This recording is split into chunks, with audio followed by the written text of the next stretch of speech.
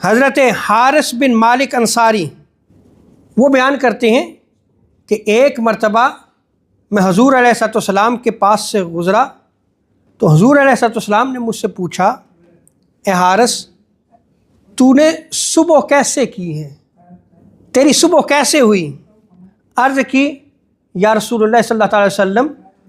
میں نے سچے مومن کی طرح یعنی حقیقت ایمان کے ساتھ صبح کی ہے۔ آقا علیہ الصلوۃ والسلام نے ارشاد فرمایا،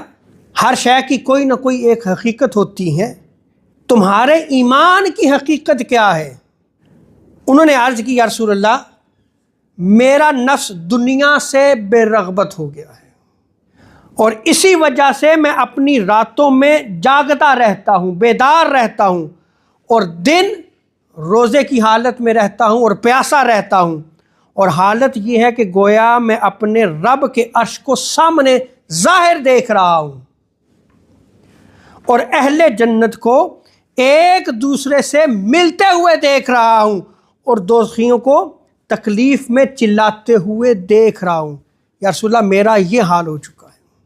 اس حدیث مبارکہ میں اگر آپ غور کریں تو اس صحابی نے بارگاہ مصطفیٰ میں کیا عرض کی؟ سب سے پہلے یہ عرض کی، یا رسول اللہ، میں نے حقیقت جو ایمان کو پایا ہے وہ اس طرح پایا ہے کہ میرا نفس دنیا سے بے رغبت ہو گیا ہے۔ جب دنیا سے بے رغبتی ہو جائے، زہد کی دولت آ جائے، تو پھر بندہ کیا ہے؟ رات اللہ کے حضور جاگتے ہوئے گزرتی ہے، دن روزے کی حالت میں بھوکا اور پیاسا رہتا ہے۔ جب وہ بندہ یہ مقام حاصل کر لیتا ہے، حقیقت ایمان کو حاصل کر لیتا ہے، تو پھر حجابات بھی اٹھ جاتے ہیں، پردے اٹھ جاتے ہیں، وہ اہل جنت کا بھی نظارہ کرتا ہے، رہتا اسی دنیا میں ہے،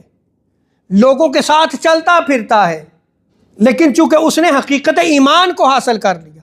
حقیقت ایمان کو پا لیا، اس کا نفس دنیا سے بے رغبت ہو چکا، تو وہ دنیا میں رہتے ہوئے، انسانوں میں رہتے ہوئے اہل جنت کو بھی دیکھتا ہے، اور جہنم میں جو دوزخی ہیں، جب انہیں عذاب دیا جاتا ہے، چیختے ہیں، چلاتے ہیں، اس کی آواز کو بھی سنتا ہے، گویا اس کی نگاہ جنت تک بھی جاتی ہے، اور اس کی سماعت دوزخ میں جو عذاب میں چلاتے ہیں ان تک بھی پہنچ جاتی ہے۔ جب آقا علیہ الصلوۃ والسلام نے یہ سنا تو حضور علیہ الصلوۃ والسلام نے ارشاد فرمایا، اے حارث، تو نے حقیقت ایمان کو پا لیا، بس اس سے چمٹ جا، اس پہ استقامت اختیار کر۔ اور آقا علیہ الصلوۃ والسلام نے 3 مرتبہ اس سے یہی فرمایا۔